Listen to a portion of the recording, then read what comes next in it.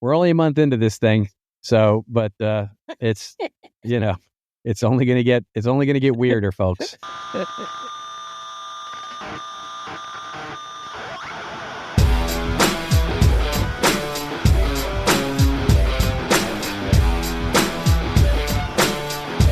Hello and welcome to our fourth trip to Rose and Rockstar from the Rockstar CMO effing marketing podcast and rockstarcmo.com.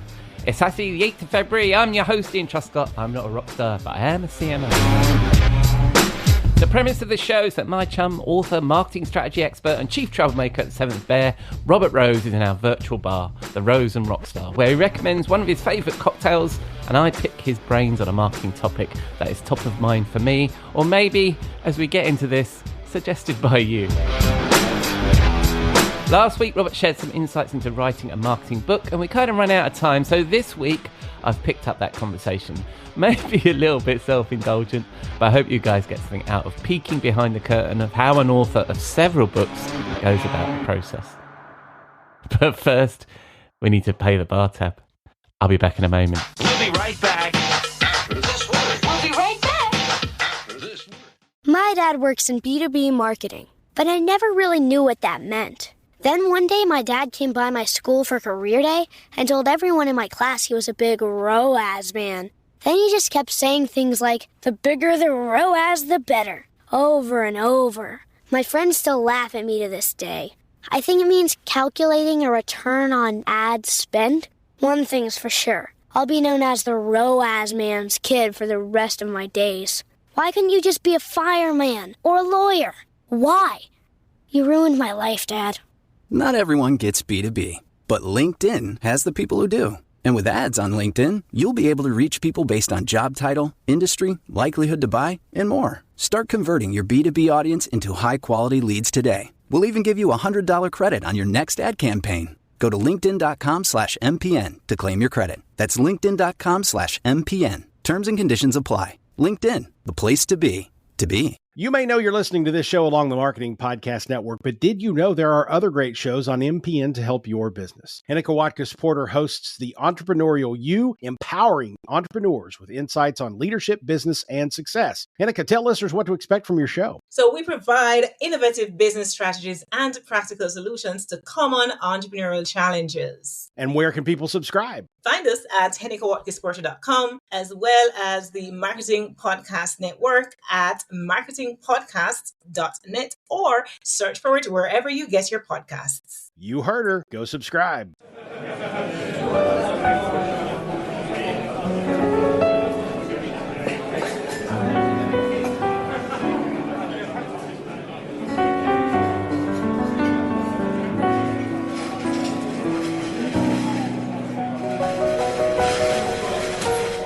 Hello, my friend, and welcome to the bar.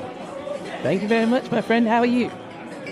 I'm doing fantastically well. I am just back from a trip to our nation's capital, which I can tell you is still there. I'm not sure how. I am not sure how well that city is doing at the moment, but it does still exist. So at least there's that. Yes, well, I mean, it's very hard at the moment to avoid politics completely with your country, isn't it? Yeah, it's been, I mean, we're only a month into this thing, so, but it's only gonna get weirder, folks. All right, well, let's distract ourselves from that with a cocktail. What are you suggesting this week, mate? Well, this weekend I have a wonderful cocktail that we're calling a Grapefruit Negroni. It's a little bit different. Of course, you're familiar with the classic Negroni, one of my favorite cocktails, by the way. But what we're going to do this time is we're going to mix it up a little bit. So we're going to start with either fresh, which I absolutely recommend, fresh ruby red grapefruit juice, not the kind that you get in a bottle. Or a carton or anything like that, but actually good, fresh, squeezed grapefruit juice. Then, of course, you go with your gin. Then you go with your sweet vermouth, a little bit of Campari. And if you want a big grapefruit peel in there for garnish. That's the thing. Now, all of that goes into a shaker, of course. Yeah. And then add your gin and all that sort of thing. And then, of course, shake it up, shake in your shaker. And then basically it goes over one large rock, right? So put it into a glass with one large rock and then strain everything else into the prepared glass. And you are good to go with a grapefruit Negroni. And it is lovely, I will tell you. Nice. I've got a friend who really likes a Negroni. Met him for lunch the other day. Negronis. And we met, there's a hotel in Soho called Soho Hotel, which is well known for its cocktails. And I kind of arrived and he's already sitting there with a Negroni. I thought, this is going to be a great afternoon. Yeah, there you go. This is going to be a great lunch and a great afternoon. And indeed it was. So we had a really good conversation last week, which I enjoyed hugely, talking about writing books, a topic, as in many topics, that you are far more experienced in than I am. And we were talking about your process of writing. And because I'm struggling with writing a book, I thought I'd pick your brains. And I'm hoping the listener goes along with this and doesn't mind that I'm going to spend another 20 minutes self-indulgently getting your advice on something, which is what I do every week, really, I suppose. But we talked about your process for writing a book. We talked about how you lay the book out and you do your first draft and you go through. And you're quite disciplined in that you define the time when you're doing your writing. And then we talked a little bit about the editing. So I think we got to the editing stage for a book when we were chatting last time. So, and we were talking about how you need somebody who's going to be open-minded, listening to the book and reading it. They don't necessarily need to be a subject matter expert. So who do you pick on first when you've written a book and they're going to read it? Is it somebody from the publisher, or have you got somebody you trust that you get to read it first? It depends on whether or not you go with a publisher or not, right? Yeah, so yeah. I've done 2 books without a publisher and 2 books with a publisher. Mm-hmm. And so without a publisher, you're obviously going to have to find those people on your own, right? Whether that's a trusted network or somebody that you want to send the book to or whatever, prior to sort of like finalizing it and wrapping it all up and into a bow and getting it ready for wherever you're going to start to package it into. With a publisher, the first person you're sending that draft to is typically your editor, publisher, your acquisitions, editor. And honestly, they don't care, right? They just know that. They don't give a shit. They're there to make sure that it looks like a book, feels like a book, reads like a book. They are not going to push back on your ideas. They are not going to, they're just there to say, okay, yes, check the box. You did it. Good for you. And sometimes with some publishers, you'll get an editor who will do things like fact check, make sure your citations are okay, and make sure that your grammar is all correct and your punctuation and no typos and all that kind of stuff. And sometimes you'll get somebody who literally is just going to make sure there's no typos.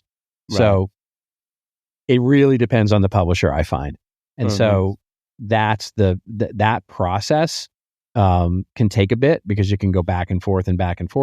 But typically the first person to see the finished product is going to be somebody that's going to help you sort of put it into final shape. Mm-hmm. Mm-hmm. And you've got that great experience of using a publisher as well as self-publishing. And also, I know that you and Joe have talked about this on your show, This Old Marketing, because Joe is in self-publishing.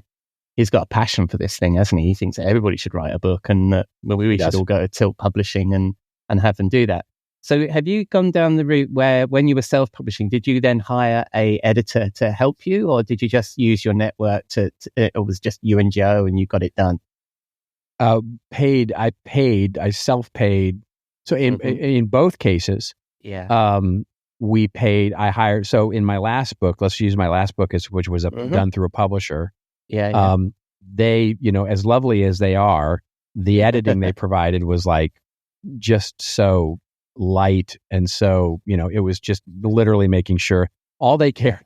The funny thing is the 2 biggest things they cared about was, at the beginning of every chapter, I usually, like many business authors do, I'll have a quote from Bruce Springsteen or, some fun, sort of thematic quote that covers the chapter.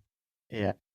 And they were like, they had a policy that was like, no, you have to get permission for all this stuff. And it's like, no, I'm not reaching out to Bruce Springsteen and his record company to make sure that I can use a quote from Thunder Road. I mean, that's just not going to happen, right? So I ended up putting quotes of my own quotes into that spot, which was annoying, but fine. But other than that, all they wanted to do was punctuation types of edits. And so I actually, on my own dime, I hired an editor that I really liked to have her go through it and just like edit the book, like give me an edit of the book. And so I did that on my own. And when I self-published, obviously did the same thing. Mm-hmm. I've picked up some self-publishing books where I don't think they did that. I think you just think this needed an editor, So you 100% that's out there, right? You don't have to do it, right? I mean, you can literally throw up anything, in through the Amazon publishing system, but you can. I mean, there's so much slop out there now. It's like, you don't have to do that, but if you want anything of high, literally, it's your calling card. It represents your brand. So if anything is missing, or they're not going to blame the publisher. Let's put it that way. When things go awry, right? Yeah. So you went through the self-publishing route and you got an editor and you went and did that. Nowadays, I think we've got a lot more options than we probably did when you published your first book. When was that? It was back in 2014 or 15, wasn't it? Your first book? My first book was 2010, if you can believe that. Was it? Yeah. Wow. Well, that puts an age on our relationship because I remember getting that first book and then you came in and did a workshop for us. Yeah. That's right. Jesus. All right. So 2010. So back then, it wasn't so much about self-publishing, was it? But I know that book you kind of wrote very quickly, didn't you? You had a deadline for it, and that's what got you going. Yeah, that was that. By the way, that's the best way to write. I find this with if you've got a deadline like that. Because Joe and I basically decided to write the book together, and we said if we don't launch it at Content Marketing World, then it's not worth doing. And so it was the second year of Content Marketing World, and we just sort of put a line in the sand and said, that'll be when we launch. So we sort of reverse engineered it and said, sheesh, if we're going to get it ready to go by Content Marketing World, that means the book has to be done by August, which means that we have to be done writing by June, which means that we have to be, we had, I think it was 4 months to write the book. Right. And when you write your books, do you set a kind of target for yourself of this week I need to do however many thousand words you decide, or are you fairly disciplined in the targets you set for yourself, or is it I'm going to write for 6 hours? How do you it's the latter mostly. The latter mostly. I mean, I wish I was one of those people who sort of did the word count thing and said, I have a goal of 6,000 words today or something like that, but I don't. I don't. And mostly because I try and make, the average chapter, like your average business book chapter is going to be like 5,000 words, right? 4,000 to 5,000 words. It's just really a really long blog post, right? Yes. And which is what some books are. Yeah. Right. Well, there's basically a lot of business books should be one really long blog post, right? There's a lot of fluff in most business books. But that's the real key is like I write it as I basically write as long as it needs to be. So if I mentally do anything, it's like today I'm going to write chapter 2, right? Right. And so I try and get the ideas out, but that doesn't always work out. Sometimes, sometimes the muse hits and sometimes the muse doesn't. And so you just stick to so it's time basically. Like I'm going to stick to this, and sometimes I'm like, oh, right, I'm halfway through this chapter, but this really plays a big role in chapter 10. So I'll write, half of chapter 10 as well. Right. So when you're writing like that, how do you stop yourself from going back and continually editing? You sound incredibly disciplined, because what I'm finding that I'm doing is I'll write something and then I'll read it and then I'll start rewriting that thing. And what I've then decided to do is like, well, if I can get this into manageable chunks and just write 7,500 words or 5,000 words, and that's a chapter. I'll just focus on a really good chapter, and then I'll move on to the next chapter. I haven't got that structure right. How do you avoid going back and editing? You just do. I mean, you just do. I mean, you have to. You just do. You just have to keep that because otherwise you're just going to work yourself into a tizzy wordsmithing chapter 1, and then you're like, oh my God, that took me 4 months to write chapter 1, right? And it completely overwhelms you and discourages you from writing the rest of the book.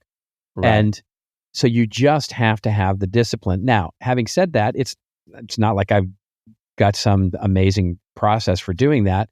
It's literally, I fall victim to it a lot, right? Where you've written a paragraph and you're like, I really want that to flow better. Or as you reread the paragraph you just wrote, you go, I know a way to say that so much better. And so do I highlight a piece of text and add myself a comment saying, hey, I could probably come up with a more poetic way of saying this, or find an example, or, make myself a little note? 100% I do, right? But it's instructing myself to come back to it, not trying to solve it then.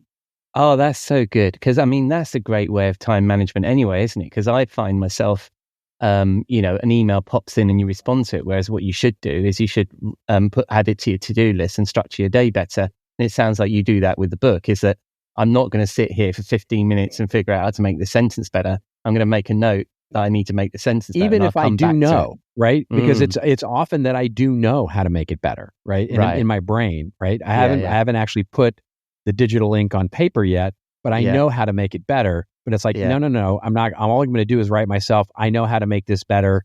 And, this is how I'll make it better. And, take 15 seconds to make myself a note or a comment on the document, and then move on, right? Yeah. And well, actually, going back to your thing about the quotes, I did a 10-day book proposal course, and the structure of my book, because I'm obviously Rockstar CMO, I was going to put song lyrics to summarize each of the chapters, and the publisher, the lady who ran, she's like, no, you can't do that. The copyright is just crazy on song lyrics, and it was just so. I think we've all tried to do the same thing, like you say, and it's like, nope, that is completely verboten. I find it very much a UK thing. I find it very, very much a UK thing that they're hypersensitive about it. Because I can point to you 50 recent business books published in the US that have exactly that. Like every one of Joe does it all the time in his books. He's he's quoting, Bob Dylan and rap stars, and he's got all kinds of lyrics going on in his stuff. But his publishers don't give a shit, right? Yeah. And then I think I know the answer to this, because I think you just said this, but you didn't say, right, I'm going to write a 35,000 word or 45,000 word or 25,000 word business book. I'm going to write a business book, and this is a story arc. And if it takes me 30,000 words, that's cool. If it takes me 50,000 words, that's cool too. Is that your approach? Or no, I wish I was like that. I mean, this all depends again on whether you're doing a self-publishing or a because a publisher, if you sign up with a publisher, they want word count, right? They want want a 70,000 word book. And so if you're self-publishing, you can obviously do that. I don't do that in either way. I know a good business. Look, there's a certain amount of perception one way or the other. And maybe that's changing a little bit now with books, but there is a perception that the thicker and more meaty the book, the better. And I'm going to lean into that, right? So 70, 80,000 words is the right format for a business book. But here's the thing. I write more than that. Like I write because I know I'm going to be cutting it down. Like I know I'm going to be. And so I'm going to be, if my goal is 60,000 words, which is what it was with content marketing strategy, I will write 80,000 words, right? Because I know that I'm going to be cutting down a lot of stuff, and I'd rather cut down in shape rather than try and add puffery, right? Yeah, which is what you were saying about the editing thing. This is why you need to be disciplined with the editing thing, because you're going to come back and that's right. Stuff. I know I'm going to cut back. I know I'm going to simplify and all that kind of stuff, because I tend to be verbose, right? I know that I tend to be verbose. So I just know that about myself. So it's like, okay, I know if I write 60,000 words, it should be 40,000, right? And if I write 80,000 words, it probably needs to be 60. And so if I'm shooting for 60, I'm going to go over because I know that I'm going to be verbose on the ideas. It sounds to me like in your process that maybe the editing may take longer than the writing, I think. Because I can... 100%. The rewriting and the editing process takes me much longer than the initial draft. As the initial draft, because the outline is so complete, the initial draft comes pretty quickly. Nice. It's a lot of typing, you know what I mean? And it's a lot of, but because you don't get it, going back to our previous thing where you have to stop yourself from editing, one of the hardest sentences to finish in a business book is, for example, comma, and then filling in that example. And what you have, and you want to do it all the time, right? You've just described this process, or you've just described this framework, or you've just described this concept.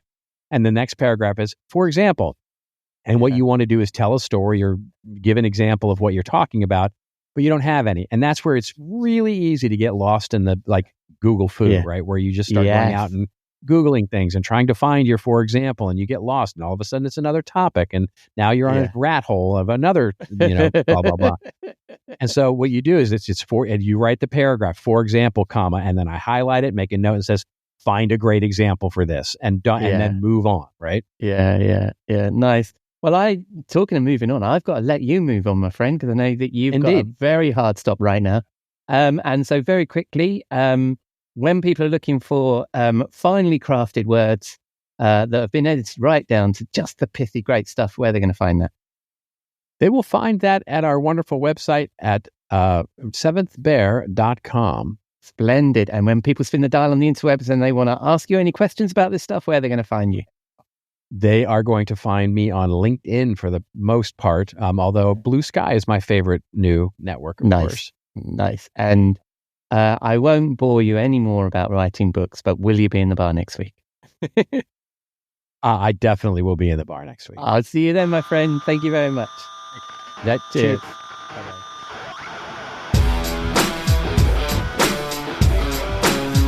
So that's a wrap on our visit to the Rose and Rockstar. Thank you for listening, and thanks to Robert for generously sharing his process. Next week, I promise to pick a topic that's rather more for you than me. In fact, if you do have something on your mind, let me know. I'd love to bring it to the bar.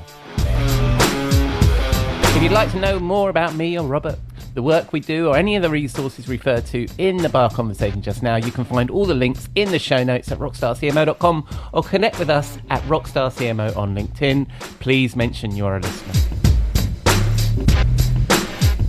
This week on Wednesday, I'm catching up with Jeff Clark to chat about broken B2B measurement, inspired by some Forrester research. And as you heard, Robert will be back in the bar on Saturday. So hopefully you'll join us again here soon on Rockstar CMO FM.